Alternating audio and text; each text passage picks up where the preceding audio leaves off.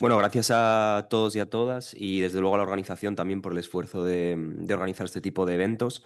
En la imagen podéis ver algo que quizás algunos de vosotros y vosotras recordéis, que es una publicidad del ICONA, del Instituto Nacional para la Conservación de la Naturaleza. Es el conejo Fidel, que desde los años 50, pues bueno, en retransmisiones, por ejemplo, en televisión, pues trató de hacer llegar a la sociedad la idea de que el patrimonio natural es algo que hay que conservar, ¿no? Detrás de este recuerdo, que algunos podrán tener de infancia, pues hay toda una labor de gestión y de administración de un riesgo, que por otro lado era un riesgo evidentemente histórico, el riesgo de incendio forestal, que existía previamente pero que se va magnificando a partir de la segunda mitad del siglo pasado, ¿no? Eh, Hay una historiadora que se llama Arwen Mohun, que es una historiadora norteamericana, que hace mucho hincapié en la historicidad del riesgo y me gustaría trasladaros a todos vosotros un poco esa imagen. Los incendios forestales en la segunda mitad del siglo pasado y en estas 2 décadas, casi tres de siglo XXI, es un riesgo histórico equivalente al que podría ser el riesgo de incendio en las ciudades de la Edad Moderna también, ¿no?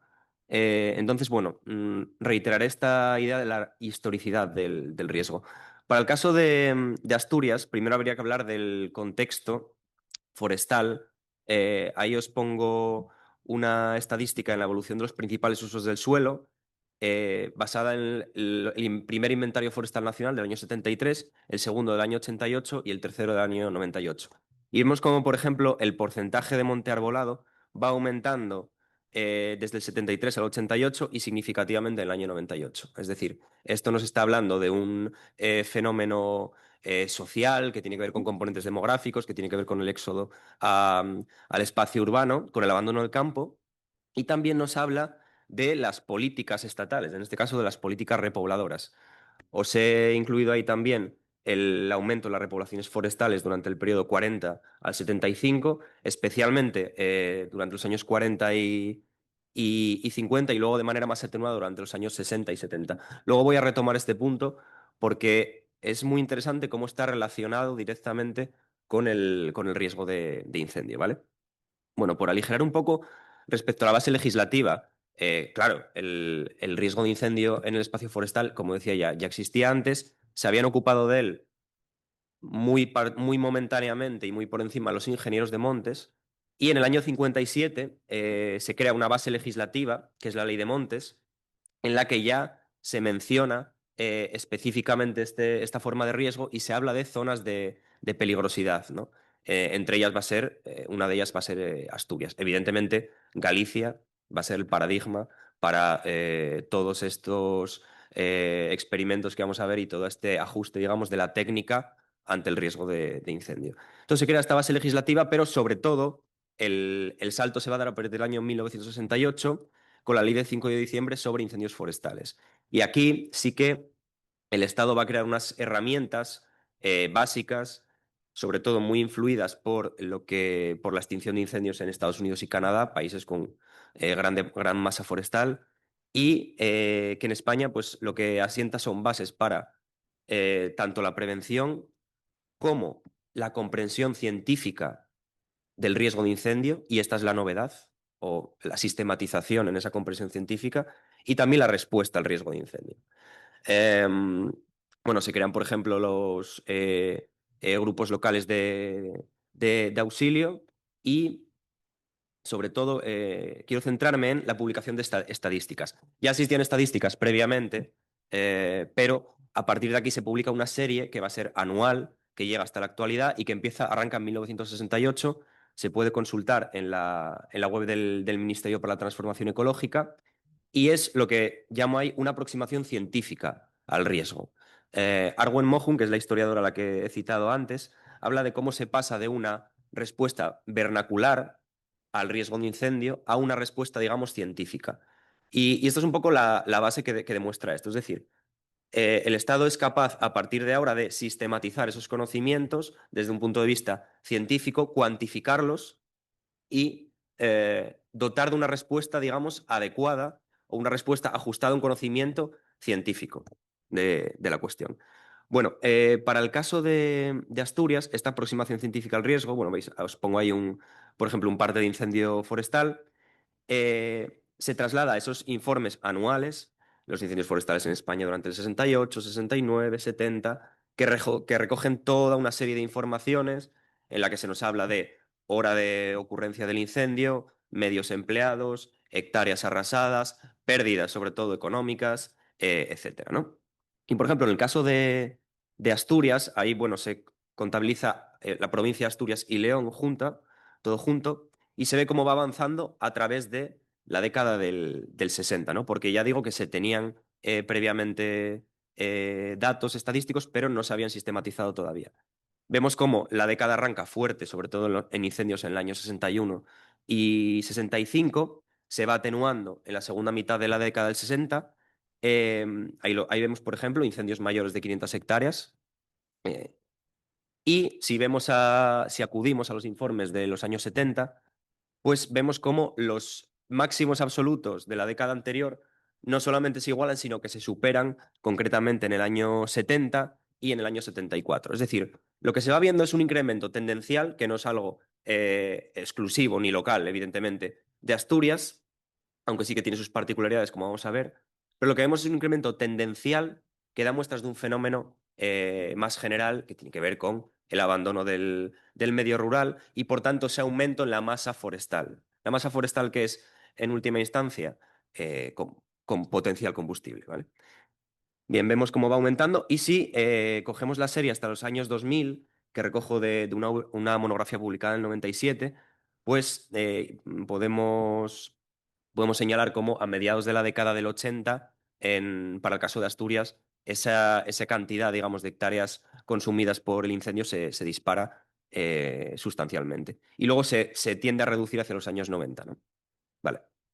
Bien, a principios de los años 70, en el 71, se crean las bases para centralizar toda una serie de organismos institucionales que de alguna manera ya se encargaban de responder a ese riesgo de incendio y se centralizan en el ICONA, el Instituto para la Conservación de la Naturaleza, que lleva a cabo las labores, aunque no exclusivamente, de investigación, de prevención y de respuesta al riesgo de incendio, ¿no? Es un intento, digamos, de racionalización de la administración, aunque, insisto, hay, por ejemplo, instituciones como el Pazo de Lourizán en Pontevedra que llevan a cabo investigación referida al riesgo de incendio, pero que funcionan autónomamente respecto al ICONA, ¿no?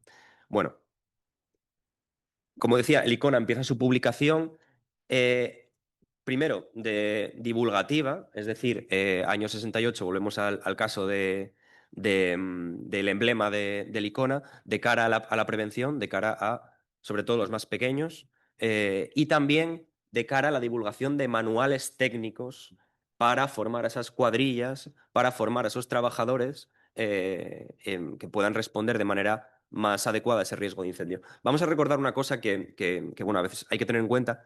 Hasta los años 80 o 90, las entidades de bomberos son sobre todo municipales. Es decir, trabajan en el ámbito urbano y de vez en cuando salen un poco al espacio rural. Pues, por ejemplo, los bomberos de Gijón podían acudir a Villaviciosa a un incendio, pero había grandes zonas rurales que no tenían ningún tipo de cobertura de este tipo y que no la van a tener hasta los años 90 prácticamente. Entonces era importante divulgar esta labor al ámbito incluso local, de cara a los voluntarios también, ¿no? Por ejemplo, ese manual de prevención del año 72, apenas 50 páginas, con muchas imágenes, con un glosario de términos al final, ¿no? Es decir, una aproximación a un lenguaje conceptual, científico, que vamos a ver cómo se va ampliando. Bueno, caso de, como os decía, las campañas de prevención por televisión. Recuerde, solo usted puede evitar el incendio en el monte o cuando un monte se quema, algo suyo se quema. Es decir, el monte es patrimonio de todos, digamos, ¿no? Y tiene que haber un respeto en primera instancia. Esto es tan sencillo porque quiero decir, cuando un incendio forestal alcanza una determinada escala, por muchos medios humanos y maquinaria y vehículos y autobombas que uno tenga, va a ser incapaz de atajarlo, ¿no? Entonces, bueno. Y muy interesante este estudio sociológico del SADEI, sobre los factores condicionantes de los incendios forestales en la cornisa cantábrica. Es del año 74 y es una investigación que, bueno, emplea datos cuantitativos y también cualitativos y hace un estudio comparado sobre las causas determinantes del incendio forestal. Y es interesante porque en la tabla que os pongo ahí se hace una comparación entre, por ejemplo, la provincia de Asturias y la de Santander o Vizcaya. Provincias con más masa forestal que Asturias tienen menos incendios, aunque curiosamente tienen más combustible, ¿m? Pero tienen menos incendios. Y hay una mayor proporción de incendios en montes consorciados respecto a estas provincias. Asturias tiene más incendios en montes consorciados. ¿Qué sucede? Bueno, hay una política estatal, que es la política de repoblaciones y los consorcios, ¿no? Los consorcios forestales. Hay una apropiación de espacio comunal por parte de los ayuntamientos, de las municipalidades, y ese espacio comunal que las municipalidades apropian en forma de consorcio junto a la administración provincial, eh, es que esto es súper interesante. Esa parte de espacio consorciado, claro, está, digamos, arrebatado al comunal y, según indica este estudio, una parte del campesinado tiene la percepción de que percepción realista seguramente, de que no es capaz bueno, de sacar beneficio de esas ventas de madera, por ejemplo, y tampoco puede meter el ganado a pastar o lo que sea, ¿no? Entonces, ¿qué sucede? Hay muchas quemas como respuesta a esos montes, a esos consorcios. ¿Por qué? Porque la política de repoblaciones está disminuyendo, ya no da tantos beneficios como al principio, y sobre todo poblaciones de la periferia de los concejos consideran que ese dinero del que se apropia el ayuntamiento por la venta de productos forestales, etcétera, va sobre todo a la capital del concejo y a las infraestructuras de la capital del concejo, ¿no? Entonces, ¿qué sucede? Que muy buena parte de las quemas, sobre todo en el occidente asturiano, pueden tener que ver con este fenómeno. Y así es interesante cómo el riesgo de incendio, que podría ser algo que diríamos, bueno, ¿qué interés tiene esta persona en, en estudiarlo, ¿no? Nos habla de fenómenos más genéricos y muy interesantes como puede ser la lucha de clases en el campo directamente, ¿no? Entonces ahí lo tenemos. Este estudio, insisto, es muy interesante, muy interesante. Y además están las propias conclusiones del estudio, ¿eh? No es que yo me lo invente. Vale, voy a ir aligerando. En los años 80 ya esos manuales se hacen más detallados, se hacen más densos.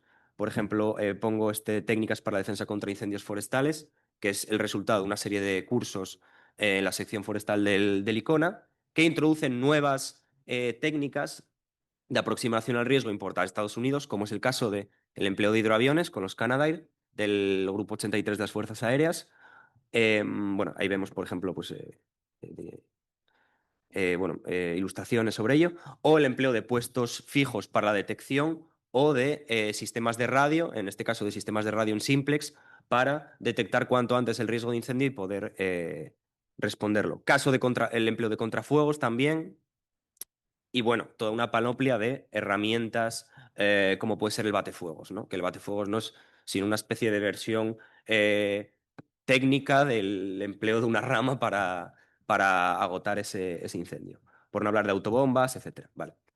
Por ir terminando ya, con el Estado de las Autonomías, una parte de estas competencias las va a asumir el Consorcio de Extinción de Incendios y Salvamento del Principado de Asturias, el CEISPA, que es lo que luego va a ser Bomberos de Asturias, sobre todo de cara al forestal, insisto, o sea, a lo que se va a dotar con muchos medios técnicos al CEISPA al principio es precisamente tanto a nivel de empleados como de vehículos, etcétera, para cubrir esos territorios fuera del espacio urbano bueno, que hasta ese momento pues quedaban eh, bastante expuestos, ¿no? Y termino ya. Consideraciones finales en el periodo que estamos estudiando.